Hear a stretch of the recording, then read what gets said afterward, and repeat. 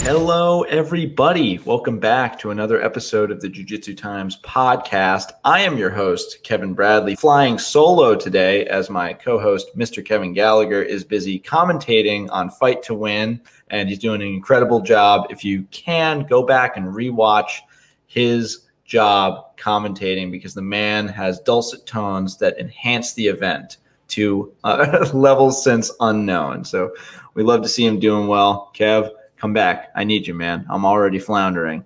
I'd be remiss not to bring up sponsors of the show, No Judges Needed, your one-stop shop for all of your grappling needs. I'm talking rash guards. I'm talking gis modeled by the intrepid Mr. Kevin Gallagher. I'm talking combat shorts, casual apparel, hoodies. It's getting cold out there, fam. But for when the weather starts to raise a little bit, you've got T-shirts, tank tops, all your needs met.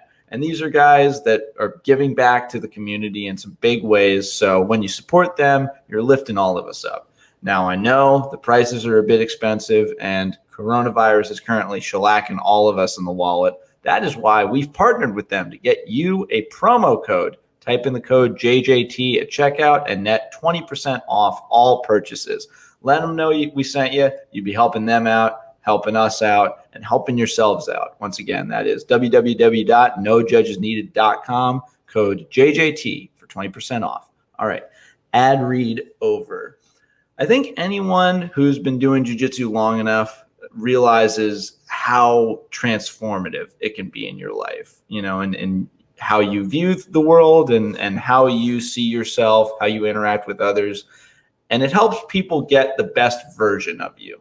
It can help you mentally, physically, spiritually. The roots to self-improvement are boundless. But oftentimes there are different levels. There are higher levels in which the art can help others and help entire communities feel better and be better to themselves and each other. And today, I am very proud to welcome a guest who is doing a ton in that regard. So please give a warm welcome to BJJ purple belt and all-around phenomenal human being, Mr. Jordan Thomas. Jordan, welcome to the Jiu-Jitsu Times podcast, man. Thank you so much for giving us your time. Thanks for having me, Kevin. This is cool. I'm pretty pumped. Yeah, so I forgot to ask, but is your little furry buddy still there? Or? Yeah, he's going to be hanging out. Tilt the camera. He's just sleeping. We love the doggos here on the Jiu-Jitsu Times podcast. What's his name? He's a big part of the story. This is Chance. Chance. Well, that, you know, from what I do know, that is a pretty appropriate name, and it does tie into your narrative pretty well. So let's give our listeners and viewers a little bit more background info on you and your relationship to jiu-jitsu. How did you find jiu-jitsu? So I initially found jiu-jitsu in my teenage years. I was doing Muay Thai at this place down the street from my grandmother's house called the American Martial Arts Center.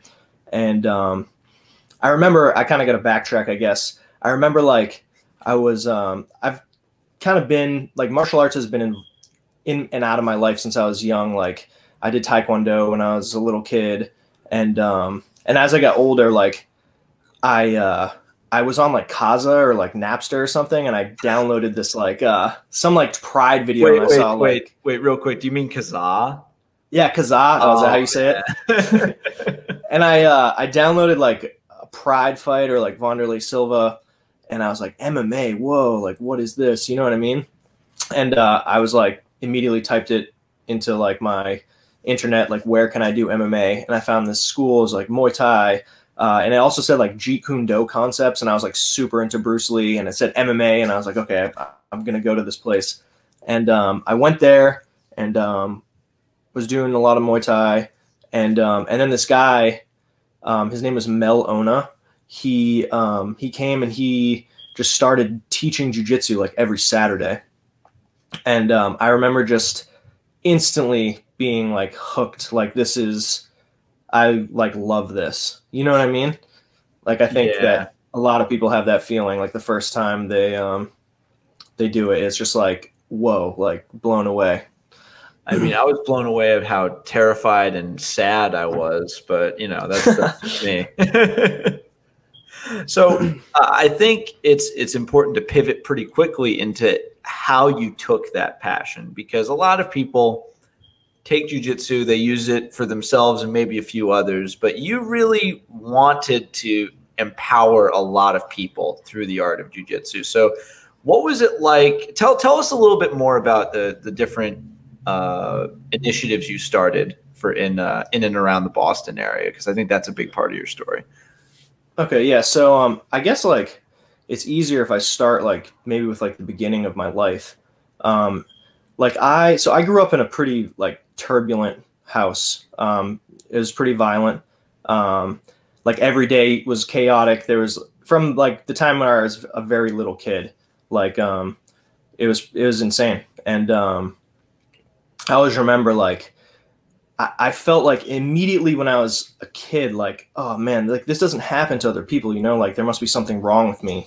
And I projected that, I think, like from a very early age. I always thought like something must be wrong with me. Like, and I think like other kids, like as I like got into like the public school system, like other kids kind of like picked up on that. And I got like bullied a lot when I was a little kid, and as like that went on and on, like I'm not, like at heart, I'm not like an aggressive person. Like I'm like a nerd kind of.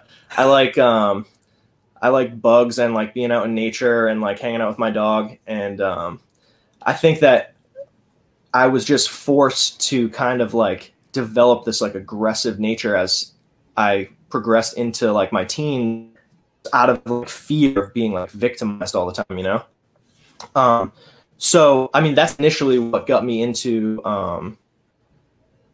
Taekwondo. Like I was getting bullied so bad that like my mom was like, all right, you're gonna go do Taekwondo. And then I was just kind of like also like a maniac little kid, and like the instructor like was like, no, you cannot. Like I get kicked out like all the time. And like now as I like work the kids class at my gym, like I have an appreciation for the kids that are like off the wall. I'm like, oh, I love you so much. You know what I mean? But so as I like got into high school and things like kind of got more intense, like I started boxing for a little while, and I started doing like Muay Thai, and it was mostly like because I was like, fuck this. Like I'm not letting like people get the best of me anymore, And like at first, like stepping into like that mindset, it was like a very like righteous thing, like when you first like stand up for yourself. I mean, I have been like getting into like little like fights and shit when I was like a little kid, like ever since I was like a real little kid, like even like, like my dad would pick me up from school and see some like I remember this one occasion, like this kid like whipped a baseball at my head or something. And like when I was real little, and my dad was like, we're not leaving this parking lot until you fight that kid. Like, you know what I mean? And I was like, all right, you know what I mean? Like, I just like, it seemed like violence and like aggression was like the way that I needed to like solve these problems. So I turned to martial arts, like to defend myself, And unfortunately, like when you start building those habits, like it just can get carried away. Like it can just go way too far, And I think that's like what happened with me. Like it started to become like, oh yeah, this is how like I solve my problems now. And so like as I got older and I realized that like this is not solving anything, like this is like just like keeping a wound from my childhood open that I've been trying to like heal for so long. I realized like, oh man, I gotta like get back. Like I gotta really like think about like what I'm doing. Like I really need to like to figure out like how to like get peace of mind, And sorry, were you gonna say something? No, well, I had a question. I don't want to interrupt your train of thought, but it seemed like you had a drivenness in your training, like a drive and ambition in your training to get better for a very specific purpose, which was defending yourself in real life. Yeah, at first, for sure, yeah. At first, during that time when you felt like I need to do this in order to survive, was there a part of you that also enjoyed the activity, or was that? Oh, without a doubt. Okay. Without a doubt. And like, I never forgot how I felt, you know? And as time went on, and I was like, you know, I really need to like find like something, like I need to like cure this.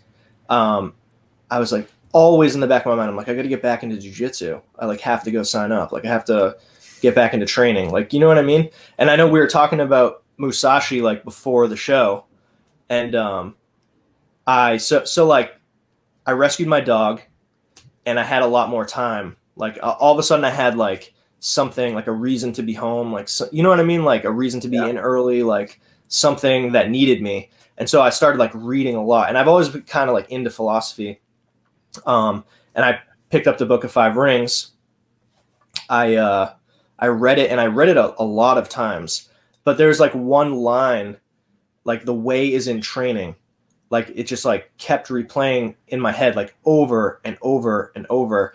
And he would talk about how like, you can't just read these words. Like you have to go train. Like you have to practice. Like, so like you can't just understand this by reading it. You have to go do it. And after reading that enough, like I called my friend Scott, who had been training at Mass BJJ, and he's like a pro MMA fighter out of there, and an overall like awesome guy. And I've known him since we were little kids. We used to like skateboard together and stuff. And I called him and I was like, yo, I think I'm going to come in today, you know? And ever since then, like I just been back at the gym like 6 days a week. Like it's just all I do now. I mean, it can definitely take over your life in that way, especially when you are inspired by a piece of information like that, or a way of looking at an activity that way, where it's like you will gain this sort of enlightenment through training, like, and you will gain understanding.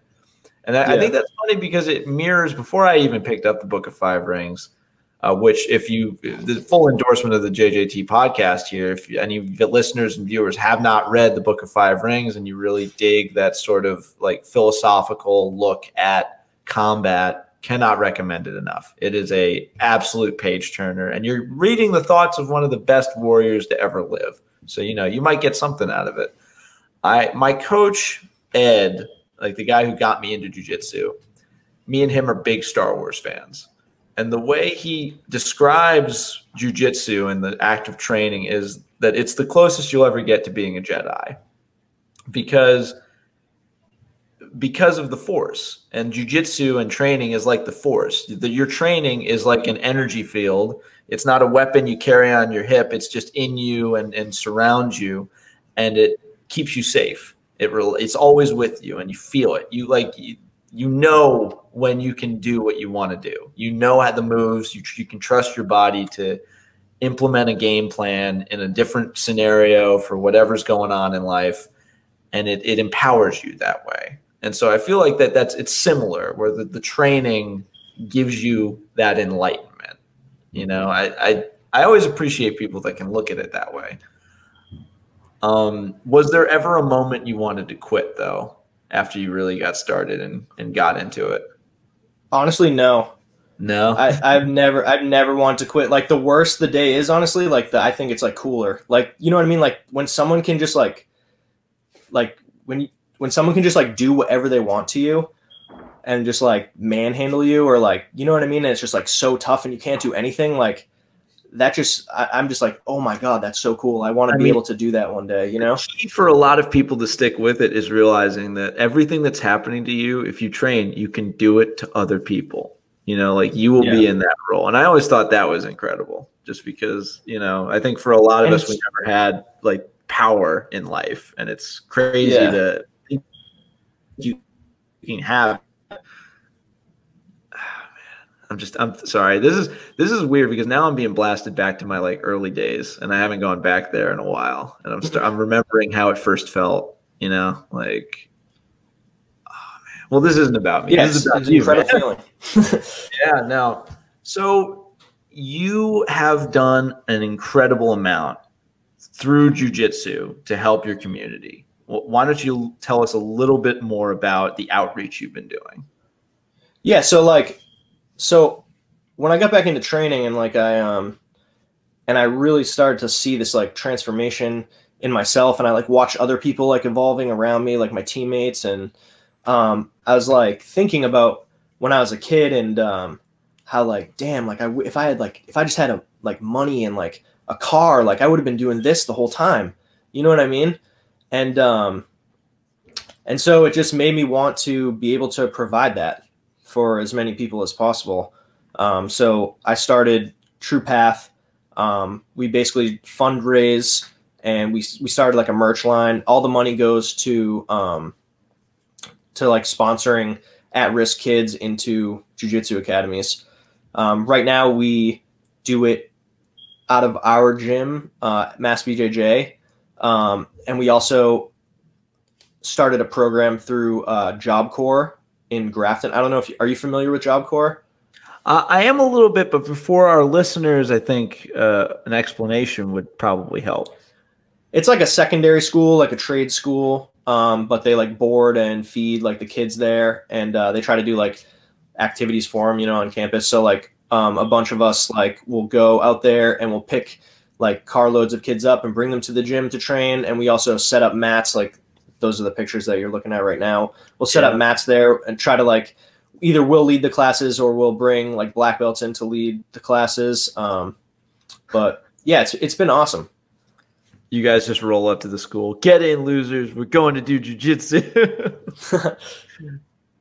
Oh man. No, it's great, and it's awesome to like be able to see like that like feel that like the first night you bring someone into the gym and like you get to like relive that moment that you had, like where they're like, that was awesome. You know what I mean? And they just can't stop talking about it. And then the next time you see them, they're like, dude, I was on YouTube, like looking at, you know what I mean? Like when you like cannot stop, like, yeah, this guy's thinking this is awesome.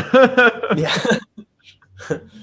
That's Josh. He's a purple belt at our gym. He volunteers with us sometimes. Oh, sweet. Yeah, in one of the messages, it sounded like in our back and forth initially, or in your back and forth with Kev G, it sounded like you had a really solid range of experience levels teaching. What was it like asking people to be a part of this this idea? What is so cool about this is the amount of support that it has gotten like immediately. Like my main coach, like Nate Ryan, he has been the most supportive person. Like I've never met a guy like this. Like every idea I have, he's like, yep, do it. Like everything I want to do, he like wants to try. Like I'm like naturally like I'm thinking like worst case scenario all the time. I'm like, all right, Nate, like what if this? And he's like, don't worry about that. You can't control that. Let's just do this. Let's make it happen. You know, he's opened like his doors to me in ways that I'm so grateful for. You know what I mean? And anyone I'm like, yo, you want to come by and like teach a class? I mean, people like ask me like, hey, do you need any help? And I'm like, yeah, man, please. Like these kids would love it, you know? I think that really goes to show that there is it could be that there's just genuinely amazing people in your area. But I also feel like that jiu-jitsu really does instill in everybody the fact that you got to pay it forward a little bit. You know, you got to send the elevator down, because there's nothing like looking at those first day white belts and realizing like how far you've come and wanting to help them out a little bit. So that's, without a doubt, yeah. What I would love to know more about, like when you're gauging interest in potential new people to come by. Do a lot of them know what jiu-jitsu is? Like, do a lot of them understand what it is and like they're excited to start it, or is there more of an explanation process? I think now as like MMA is like more like mainstream, a lot of the kids know what it is. But yeah, there's some people who have like no idea what it is. It was cool. Like, so when we first started a program at Job Corps, there was like a few kids, like, I don't know, there was like 7 kids or 8 kids who were like showing up. And then like 3 weeks in, there was like someone pulled the fire alarm. So the whole Job Corps like had to come to the gym, and we had like our mats set up. And me and my training partner, Tom, we're like, yo, this is like our shot. Like we got to just like do some like crazy stuff, right? Like, and we just like went at it like, well, like the teachers were just like taking attendance. We seriously like went at it as like hard as we could, like ADTC like, finals like level. Like we were just doing, and we were like pulling off like you know what I mean, like some like crazy stuff on each other, like, you know what I mean, just to, like make it look like flashy and insane. Yeah, and like the next Imanari roll, like flying, like helicopter armbar, like yeah, all kinds of stuff, like all kinds of throws and stuff, and yeah, like the next class there was like 35 kids came, and yeah, it was awesome. Like I'm whoever pulled the fire alarm, thank you. Jordan, I'm not gonna lie, it's starting to sound like you just straight up pulled the fire alarm. I might have. I'm gonna plead the fifth. Hey man, whatever works. I think that's really cool. What was it hard? What was the communication between Job Corps like? You know, like when you went to them and said like we want to start doing this, were they immediately on board? So actually, I know a kid who I grew up with, who kind of like, he like kind of saw like what jiu-jitsu had done for my life personally. He was a counselor there at the time. And he was like, hey, would you ever come here and like do jiu-jitsu with like the kids here? And I was like, definitely, dude. And he kind of just like worked the whole thing out. And I don't know, it just worked out. Like there was no problems. It was just like an idea. I like had a meeting, explained it, and they're all like, yeah, that sounds good. And I was like, all right.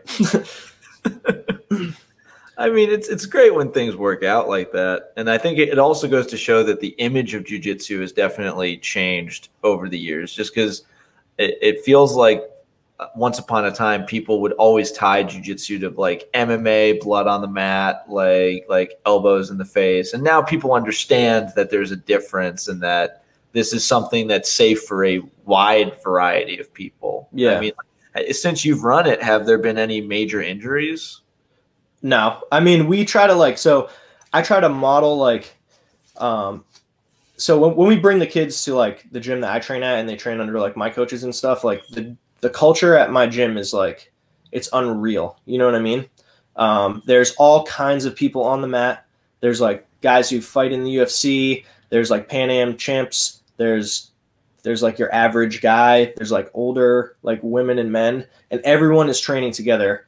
And it's like whatever your goals are, like you can meet them there, but like no one is gonna like disrespect you. Do you know what I mean? Like if you match up with like a guy who's way better than you, or like who is a competitor and you're not, like they're not just gonna like take it to you. It's like a very inclusive, like family oriented culture. And I try to like when it's like me and I'm like on this campus with like the kids, like I try to instill that in them. Like these are your teammates. Like also this is a crazy thing that like doesn't really exist anywhere else, like jiu-jitsu at a school. So if you guys hurt each other, like they're probably gonna like, you know what I mean, kill it. So yeah, but it's awesome, man. Like watching them like wrestle and like get it all out, and everyone's like laughing at the end. You know what I mean? Everyone's kind of like beat up. And so you're saying like there's like a lighthearted, friendly environment there for sure, kids. Yeah. Hypothetical. Say I come in for a day and I don't know, maybe I'm rocking a Buccaneers sweatshirt. Am I walking out of there feeling like those are friendly, nice guys, or it depends on who's there. Oh boy. It's funny. We had Joe Lozon on like an episode a while ago. This was back when Brady was first traded, and I spent the first few minutes going just like, so how you guys holding up? And he's like, not great, you know. Oh man. But so a big part of why we wanted to sit down with you today was the idea of how jiu-jitsu has transformed your life. And you even said that you have thoughts about you would have been in prison. Like you would have ended up in a negative space without jiu-jitsu. Without a doubt. And I would love to know if you've started to see a similar transformation in any of the people like that have been working with you in this program. Like, have you noticed any? Yeah, talk about that a little bit. I mean, yeah, I mean, like, I obviously don't want to like put not name names, just like yeah. What, but I mean, we have kids and like young adults who have like struggled with like crazy addiction, We have kids who have been in the same position as me, and like kind of were on the road that I was on. And I mean, there's a couple of them that like, I mean, we talk like every day now, you know what I mean? And they're doing so good. Like even it sucks right now with like everything's kind of shut down and like a lot of them like aren't training right now. You know what I mean? Like we have a couple kids like still coming in like regularly, but like all the like me traveling to schools and picking kids up and bringing them in, like that's kind of like on pause right now. But even the kids who haven't been able to continue to train through this, like they've found like other outlets. Like now they're just going to the gym, like getting ripped, like going on runs. Like, do you know what I mean? It's really transformed their lives, and it's awesome. Is there a rough age range on like kids that come and join these classes? So we like have kids in our program from like 16 to like 24 right now. Wow. Yeah, and a really healthy young like kid population. Yeah, and I don't even know that like I would be into helping like pretty much anybody out. You know what I mean? Like regardless of their age. But right now, I mean, that's like the demographic we're working with. Is there a differential split between boys and girls, or is it mainly guys that you guys are? It's mainly guys, but we have like at Job Corps like a few girls that come out like weekly. Obviously, I feel like it's just like in the gym, like you usually get more guys. You know what I mean? We try to bring like I'm trying to like I have a plan for like when things get back to normal or whatever. Like I want to have like a big like girls only thing at like Job Corps, and I want to start like trying to bring more girls like into my gym, but gotta wait on that, unfortunately. I don't want to devote too much time to it, but I think like we've been doing a kind of like accounting whenever we have a guest from an area that we're not currently in. So like, what's the situation in Massachusetts and with regards to COVID and gyms? You know, like the second wave as bad as the first in terms of things being shut down? Right now, like for my gym, like we are training in pods. So, like we have like 6 guys in our pod, and we can only train like with like amongst ourselves. And like when we come into the gym, we like wear a mask, go to a section of the mat, like we stay there, we train there, and then when we leave, we got to put our masks back on. Like anytime we run in like a common area or something, we're like wearing a mask. Other gyms, I don't know. It seems kind of like people are just doing whatever. So like some gyms I think are like wide open, like just acting like business as usual. It seems to vary from gym to gym, honestly. I mean, I'm not going to name names, but I know people that are just boarding up the windows and training like nothing's happening, you know, and it's a lot of people are just worried after how bad things got the first time around, you know, with regards to keeping people invested. And, you know, when you're dealing with younger people, I feel like that's different than when you're dealing with like the older generation and the older folks, just because of differences in immunity to this thing. But it's a tough needle to thread, you know, and it's I'm glad to know that you guys are keeping it safe. You know, that's good. And I think a lot of people could do well to emulate more of those behaviors. For sure. Yeah. I mean, it sucks. It's kind of like a lose-lose for everyone. You know what I mean? People are like losing their livelihood. People are losing their actual lives. You know what I mean? Yeah. It's like terrible situation. Yeah. But, you know, on lighter news, just because there are multiple aspects to True Path that I'd love to get into. One of them are some of these sick designs that you guys have put out. I'd love to know a little bit more about the design process. Oh, yeah. So it's just me and my brother, basically. My brother Ryan does all of our graphic design. Wow. Can I give him a plug? His feel free. his Instagram is the Rotting Mess. He does lots of like work for like metal bands and hell yeah, and stuff like that. But yeah, I basically just come up with an idea.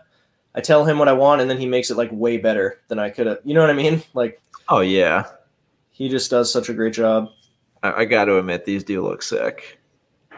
Thank you. He's gonna be pumped. By the way, I just got to say, I do not want to mess with that guy. Like those standing arms. Ray? Yeah, those standing awesome. arms come out of nowhere sometimes, and they could just be really annoying. Especially like they're really good for self-defense too. Yeah, so that was a class. This guy Dan Phoenix, he's one of my coaches. He's a Pan Am champion, and he came in and like did like this whole self-defense class, and this is like something that he taught. It was pretty cool.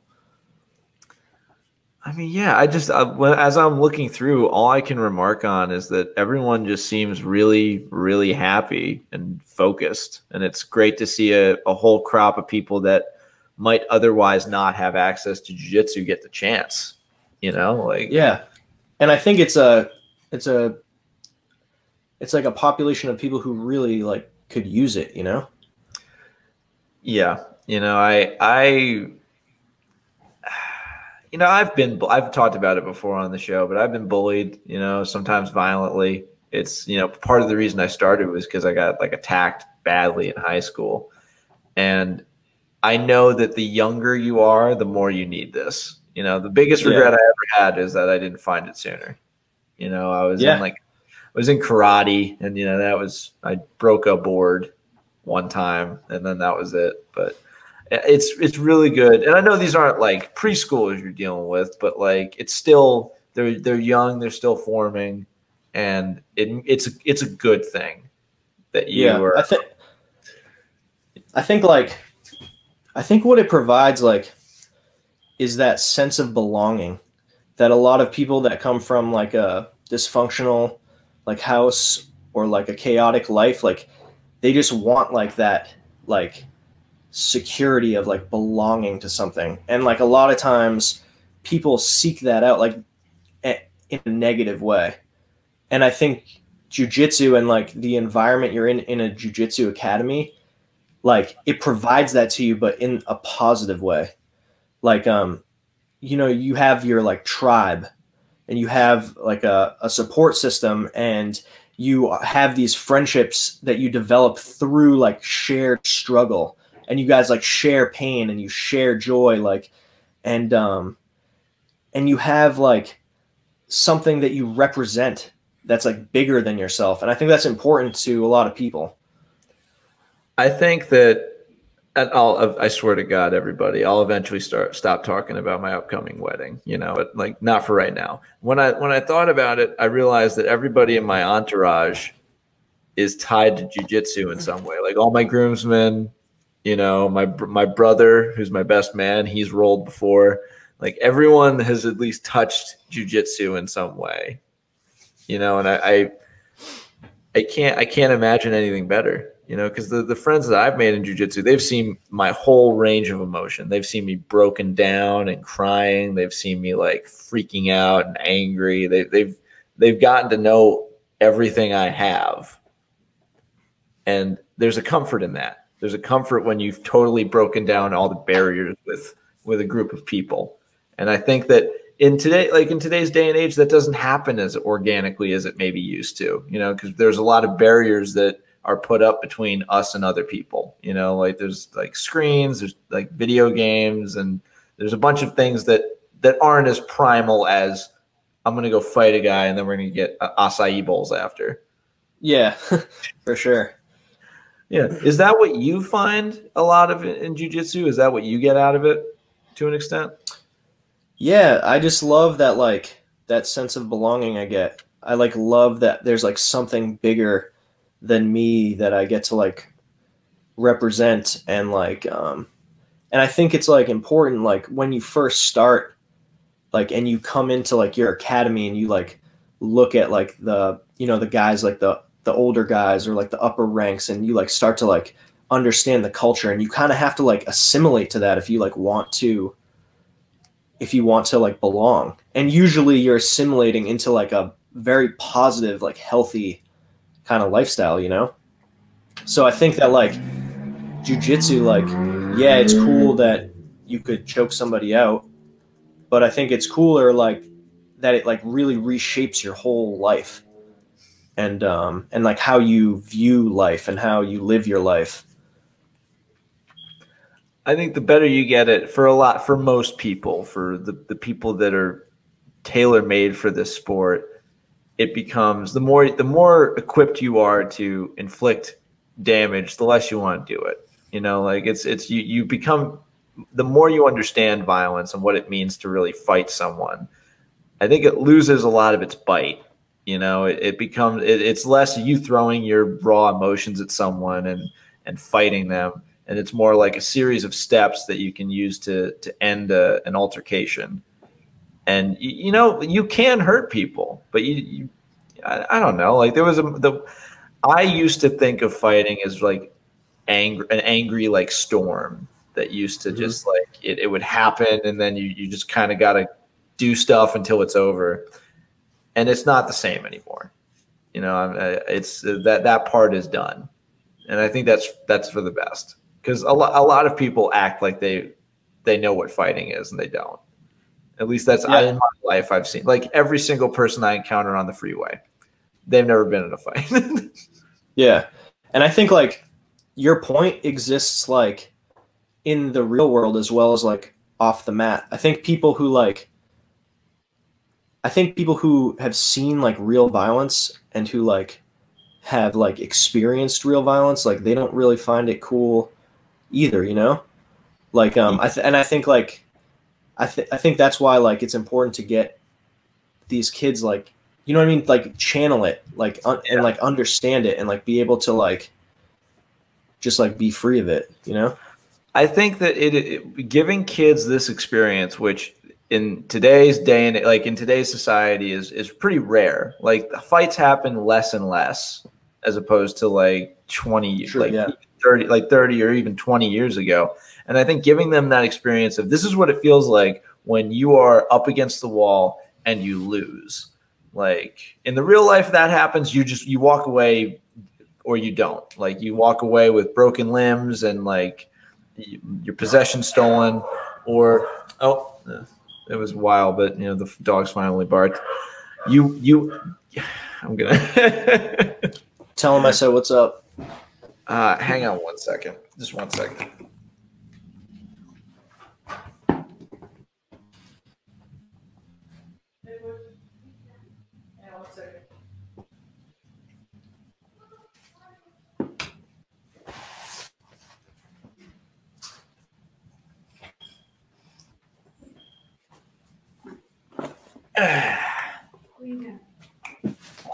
I'm showing him off. Okay, this is Monty. Oh, he's a Monty, little what's up? I haven't been spending enough time with him today. Hey, everybody, you've seen Monty before. He's a little bit bigger now. You good? You gonna be behaved? Okay. Kisses? Okay. Say hi, Jordan. Hi, Jordan. What's up? Okay. Sorry about that. I haven't been able to hang out with them as much with the move. But what I was just going to say is that a lot of kids will never know what it's like to get into a fight until it happens and they get potentially hurt. You know, and you give them these simulated fights over and over again, and they get to understand themselves better, and they get to delve deeper into an area of themselves that normally it costs a lot to go into. Like you risk a lot by getting into a fight in the real world. You don't in a jiu-jitsu gym. And I feel like the way you can develop a person through those experiences, there hasn't been enough studies done on how good it is, but it's an incredibly good experience. You know, that's what Know Nothing Kevin here has to say. I think I like what you said about how it's important that they lose. Like, I think that's such a, like, especially when I look at like the kids in like the kids program, like even like the young kids, like, you know what I mean? Like 6 years old to like 10 years old. Like it's important to like lose and just like come back the next day.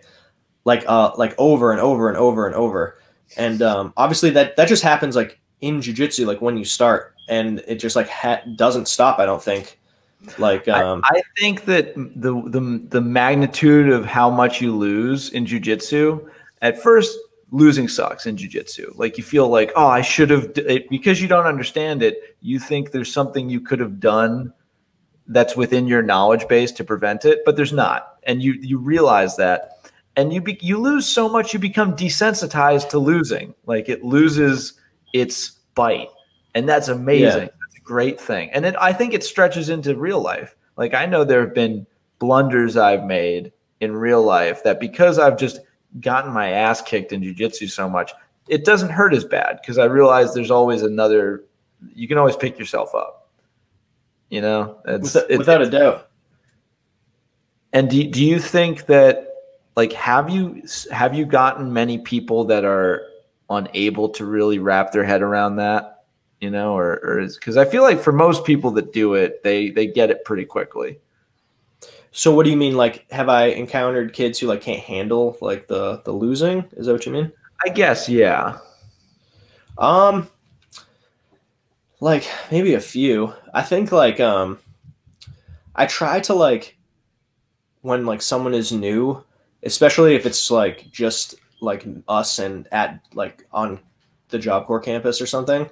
I tried to like work with them like myself at first, you know, instead of like throwing them in with like, I mean, it's actually pretty cool. Like not to get too off track, but like when we first started Job Corps, there was like a bunch of like high school wrestlers, and there was some like kid who did MMA in Puerto Rico who had just like moved there. And so there was like a good amount of experience, like, which I did not expect at all. It was pretty cool. So like, we could like put all them together and then like kind of like keep the newer crowd like together amongst themselves. So I try to like do as much as possible to like, at least at the very beginning, like not allow them to get like too frustrated, you know? So I haven't really experienced too much of that. I think like, what it comes down to is like, if a person is frustrated, they just don't show up again the next time. Yeah, that's usually how it goes, huh? I don't really get to like see that. Like, I think if someone is like open enough to like express that, then you can just be like, yo, dude, this is what happens. It happens to me every day. And then they come up back again. You know what I mean? Yeah. Has teaching such a diverse range of like younger people improved your jiu-jitsu at all? I think so. I think especially like the little kids at the gym, like just repeating over and over again, like the steps, and like you have to like make them so simple. Do you know what I mean? Like, and yeah. It's like almost like a mantra. Like if you're just like repeating this like escape over and over again to like a little kid, like all week long, in the most simple of like this, the most like in the most simple way possible, that like I feel like it has to have some kind of an effect positively. I know for a fact, my only experience teaching was when I was at college. The closest gym was an hour away, and so I was only going once a week. And so I started like a small jiu-jitsu club on campus to just like get rolls in with some of the beefy guys at the gym that wanted to do MMA. And I guarantee I was able to explain things to them that I was not good at all. And it kind of shocked me. And it didn't like I was able to do like hip bump sweep. And I'm like, wow, I've never pulled off a hip bump sweep. How do I like, where is this knowledge coming from? And I did have some help. I had to Skype my coach every now and again to be like, hey, did I do this right? And there were times where they're like, you shouldn't ever teach. Cause like I taught an Ezekiel choke. And then like one of my best friends, Tristan, like years later was like, hey Kev, like I'm starting jiu-jitsu again and I'm doing the Ezekiel choke. And I'm like, oh great. And he's like, it even works when I'm like inside close guard. I'm like, oh no. And he's like, and I do it from like on bottom. And I'm like, oh no, what have I done? Yeah, it's funny. That's like was my that's like been like kind of my only like reluctancy, I guess, like as far as like when I first wanted to like put this program together, I'm like, oh, I'm gonna have to like go out and like be teaching and stuff. Like, is that like, can I do that? Like, is it gonna be okay? And like, you know what I mean? I just like get so anxious. And but no, it's been really fun. I just like, you know what I mean? When it's just us, like I just stick to the fundamentals, and then it's just like awesome to bring like the upper ranks in, and like I have great coaches. They're like technical, and they help me like with everything. So yeah, it's been an awesome process. So once they get a little bit of jiu-jitsu under their belts, do you find that the intensity of the sparring kind of kicks up a little bit? Like oh, without a doubt, it's awesome. There's like a couple kids who actually have like graduated from Job Corps now. Awesome. And like one of them's like this kid, his name's Devin. I mean, he had like a complete turnaround, and now he's like a Marine, complete stud. And hoorah. But like, yeah, like him and they have like roommates and stuff there. And like by the end of it, dude, like I had to be like, yo, you guys have to like stop. Like, like they were just going so crazy. It was awesome to watch though, you know? By the way, I need to say this because my brother is actually a Marine, and when he went away to boot camp, me and my coach spent like months doing private lessons with him to get him ready.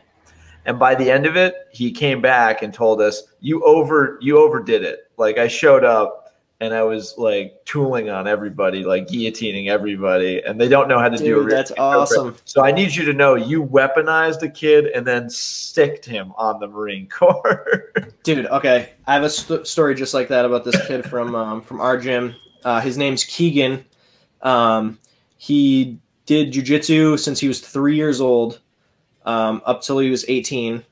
And this dude, like, he has like before he joined, I think he's in the Air Force. He had like a super long like ponytail, kind of like nerdy looking dude, complete savage. And I was like, dude, you're gonna have to do like combatives with people. Like when you get there, he goes, I know. I'm gonna tell everyone I've never been in a fight in my whole life. Oh, that's bull. Oh, fuck that guy. Come on. And he like just trolled everyone. I mean, obviously in good fun, but yeah. But like, still, come on. Everyone's gonna leave feeling like such crap. This ponytail, this kid that had the ponytail just kicked all our asses. Yeah, I love it. I mean, that's got to feel. I always appreciate stories like that because it means it works, you know, and it means it's effective. And I'm glad whenever somebody can have a good time with it, you know. For sure, yeah. Like when he was telling me the stories, I was just like, oh man. But unfortunately, he hasn't able to keep training. So this is a call out to Sean Bradley. Go train, please. I need you to train. I'm tempted to demote you from best man to someone else. All right. Damn. I've threatened it before, and he takes the threat very seriously. I don't want to keep you too much longer, but I would love to know a little bit more about some thoughts for the future of True Path that you had. Like, is this something you see expanding into other organizations and like other places throughout the country, or right now are you? Oh yeah, I would love to turn this into like an enormous program. I mean, I want to eventually like start sponsoring kids into other gyms that like aren't the gyms that I go to. You know what I mean? I'm going to have to coordinate transportation and all that, and like it's going to require a little more funding, but I feel like the sky is honestly like the limit. I feel like I could do this in every city, like with every gym in the country, you know? Like we have a great relationship with Florian Martial Arts right now. They donate tons of gis to us. And I'd love to like work with them like once things get back to normal. There's a bunch of other like gyms in our area. I would love to like put kids in those gyms like where it's easier for them. You know what I mean? Like kids who could maybe like walk there. Or if it's like or just other people like volunteer like in those areas. Like I would just love to expand as much as possible. I know that you had worked with Lawrence Public School before, Lawrence High School, and they have a jiu-jitsu program that by all accounts is pretty popular. Do you see this as a program that can exist in like things at the high school level or even younger, or are you sticking to mainly like 16 to college aged and above people? Yeah, I would love to operate like in every, like age range possible. Lawrence High School is really cool. Were you familiar with their like jiu-jitsu program before this? I had done a story about them before, and I just thought, like, holy crap! If my school had this, I'd be a savage. Yeah, it's unreal. Like, you go to math class, then you go to jiu-jitsu class, then you go to English class, and it's like a classroom that's like the floor is all mats, and there's like techniques written on the whiteboard and stuff. Oh my god! It's so cool. The guy who runs that program now, Ron Portante, he trains at Mass BJJ, and we go up there and like help them out, like pretty much as often as we can, like when things are normal. And like they have at the end of their semester, they have like tournaments between all the classes. It is so cool. This is like Hogwarts shit. Like when I read about it, I'm like, this is Hogwarts. This is Hogwarts for jiu-jitsu. There's like teams, and you get to like be the best jiu-jitsu person. You just get to beat the crap out of everybody. But I also think it would make high school a lot like my high school. None of the people in my grade really liked one another very much. Like, there were little groups of friends, but for the main, like mostly everybody hated everybody. And I feel like something like this would do so much for making people friendly to one another. Yeah. I was talking with Ron about like his students. I mean, and he was like, yeah, I don't think a single person that's ever been in like my jiu-jitsu class has ever been in a fight inside of school. Like if that's not like a good enough statistic to let, you know what I mean? Like, yeah, that's like, well, because like what aggression do you have left after jiu-jitsu class? You know what I mean? Oh yeah, nothing. Like based solely on the fact that you're tired as hell, you know? Yeah, just got beat for an hour straight or longer. You don't have time to be mad. You got to get home. You got to get home, study for calc and like armbar finals. Yeah. I would love to see a jiu-jitsu SAT, which is just a Shark Tank. All right. Well, Jordan, thank you so much for giving me so much of your time here tonight. This is normally the time where we allow guests to sort of plug all the various things they have going on, and I know we've done a lot of that for True Path, but if there's anything we missed or anything else that you want to bring up before the close here, the floor is yours. All right, yeah. You can follow us at True Path Grappling on Instagram. I just want to thank like everyone at Mass BJJ, my coaches Nate Ryan, Pat Barbieri, Dan Phoenix, Scott Gorgone, everybody in my pod, Joey, Cody, Tom, Sean, Dan, Brian, and Christian, my girlfriend. Yeah, you guys, I couldn't do this without you guys, so I appreciate you all. You didn't forget the furry little guy by your side, right? Oh, yeah, Chansey. Where is he? Oh, big shout out to Chansey.